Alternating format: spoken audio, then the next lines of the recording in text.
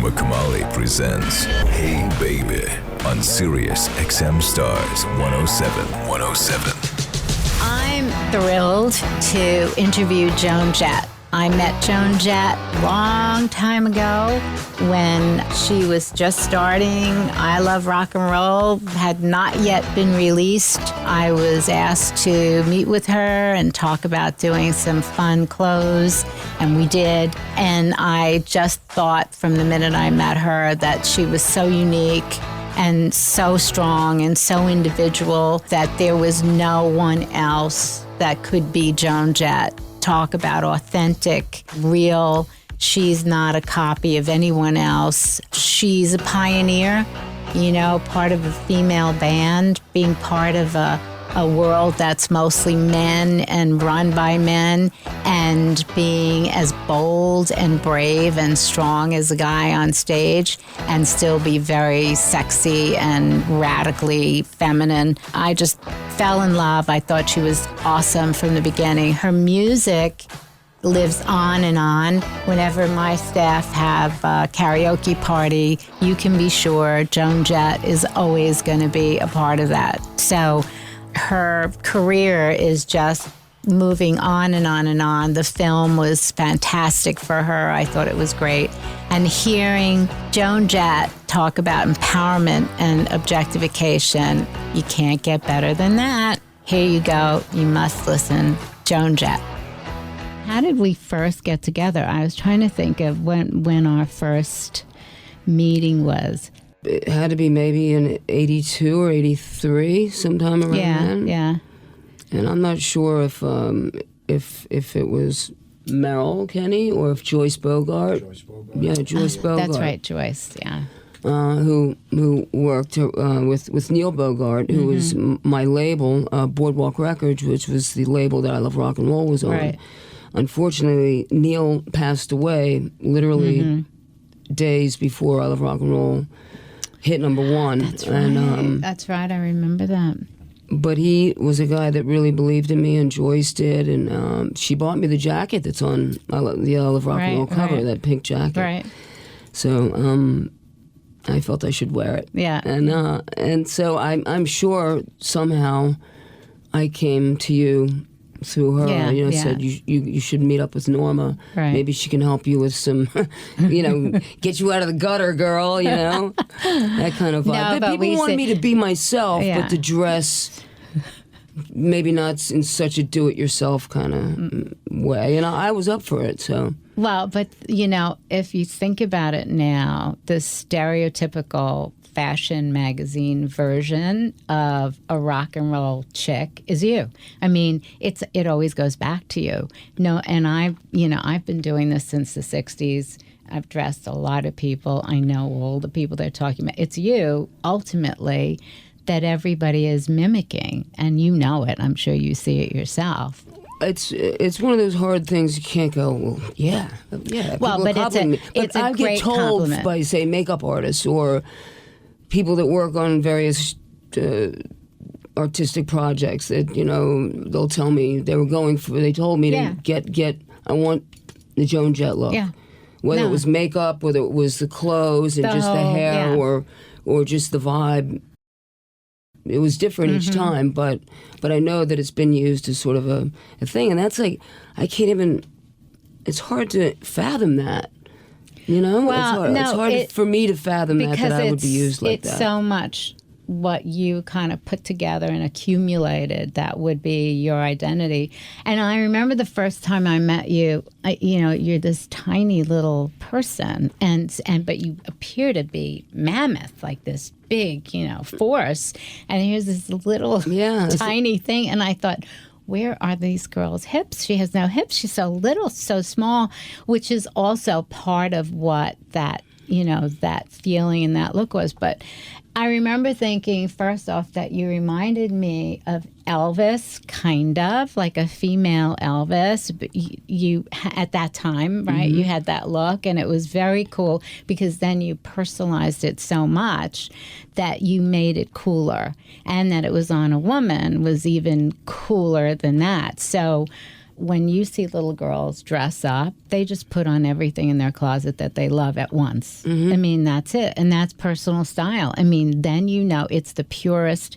They didn't see a fashion magazine. Nobody told them. They just put on every color pink that they love or whatever it is with the tutu on the top. And they look great, and they look genuine, and it looks like they're happy. It's when we start having magazines and influences to tell us we're not good enough, we're not pretty enough, we're not thin enough, we don't quite, but being authentic. Well, everybody's worried about what everyone else sees, right. What the camera sees, what the other people at the party are going to see, as opposed to what do you see? Right. You're the one that's got to carry it, so you have to feel good in yourself. And I know that a lot of it goes back to, people have body image issues and all that stuff that, God, you really get into it. I think that so many women are so afraid to look different or to have an individual style. They're so insecure about it. They'll do everything to look like everyone else. I agree. What influence did your mother have on you? I mean, my mother was like, we were in a constant kind of grind, my mother and I, but she had an influence on me inadvertently. I mean, but we kind of had nothing in common, that we could not have two more opposite people in a room. Wow. Well, for me, I think it was opposite. My mother and I were extremely close. Oh, really? Our whole lives. She passed away a couple of years ago. But I definitely credit her. She didn't talk to me really about clothes. We didn't get into style or makeup, really. I mean, I'm sure I started wearing some makeup young, maybe like 12 or 13 because of drama school, and, right. I could get away with wearing a little bit here and there. But she also, when my band, The Runaways, started, I had to go to Hollywood a lot. I was 15, 16. She would drive me there. Really? And take me to Rodney Bingenheimer's English Disco. Really? And all that stuff. And so, to a degree, she had great trust in me. And wanted me to be able to live this, or try to live this dream of forming an all-girl rock band and doing something different like that. Yeah. And so that was her big influence, is that if she hadn't have done that, I might have not been able to do any of the things that I did. Absolutely. And even the now it's out of context, but you say all-girl rock band, that was so radical. It was extremely radical. I remember in the 60s, I don't know if you've ever heard of this group, but it was Goldie and the Gingerbreads. Yes. Do you remember that? Well, I remember seeing Goldie and the Gingerbreads at this club off of, in the New York Times building called the Headliners. And I thought, oh my God, this is so crazy. And then there was nothing. Think about it. Think about all girl. And then how do you have the nerve? You know what I mean? How do you have the guts to even conceptualize it? A teenager, you think you can do everything. Yeah. It's like, I thought, well, girls can play instruments. Girls must want to play rock and roll like me. Wouldn't people freak out to see girls playing sweaty rock and roll? Right. I was fans of, Led Zeppelin, or say the cover of the Rolling Stones album with Sticky Fingers with the zipper. Right. That kind of dirt. Teenage girls feel those feelings too. Teenage girls are sexual. Everybody likes to go, no, let's not talk about it. Well, if you don't talk about it, that's dangerous. You've got to let girls know what's up. And boys know more what's up than girls do, because I think people are afraid to discuss these delicate issues with girls. So, they're going to find out their own way. Yeah. And they will. So I think what the Runaways were doing, or at least what I wanted to do, was give voice to those teenagers, that we do have these feelings. We do want to do these things too, whatever it may be, whether it was partying or having sex or falling in love or writing about school. I mean, it was all the same thing. And we we took so much crap for it. I mean, just for existing. We weren't even dressing weird necessarily. It was just you could show up in jeans and T-shirts and people would which was out. different. Which was different in itself. I mean, that's not how girls dressed. I mean, there was a different way. There was a different look. Or being told that you can't, you can't play rock and roll. So what do you mean you can't play rock and roll? I'm in school with girls playing Beethoven and Bach on the violin and the cello. What do you mean you can't play rock and roll? You don't mean we can't master it. What you're saying is socially, women aren't allowed to play rock and roll. That's what you're saying. We're not allowed to be sexual because rock and roll implies sexuality and owning it. So if you're a rock and roller, you're dictating it, where to me, pop music feels more like a fantasy. It could be whatever, you do what you want to me or whatever. I think rock and roll is more Now, talk about objectification. So you were objectified. But I was aware of it. Yeah, and empowered at the same time. It's like absolutely. you can objectify me. However, I'm objectifying you too. No, well, you're empowered, which means there's then you can't get to me. Right. Which is my ultimate goal with this is like how you show that, these examples of how we can do that. One of the things that I think can really change these preconceived notions, and they're preconceived and they're kind of perpetuated because I think a lot of people don't want to let go of them. It's a comfortable place. We keep everything the same. Nothing will change. Well, I think women have a lot to contribute. Look what you've done. I mean, the impact you've had on the music industry is enormous. The amount, forget fashion and everything else, but the impact is huge. So your impact can positively reinforce in women that they can do things that weren't expected. And even what you're doing today, you're an icon today to show longevity and everything else. But my thought is, here are all of these fathers who have young girls. They're not going to want to have anybody objectifying their little girls. So I think by telling our stories, they're going to hear them. We want to make sure every father with a daughter hears it, and every guy who has a mother, a sister, anyone that he cares about hears personal stories of objectification and has compassion and understanding and starts to change the dialogue. And maybe we can change that around the world. And I think maybe there are a couple kinds of objectification. Yeah. There are kinds of I mean, that's part of life. It's part of feeling vital, is to be able to find someone else sexy.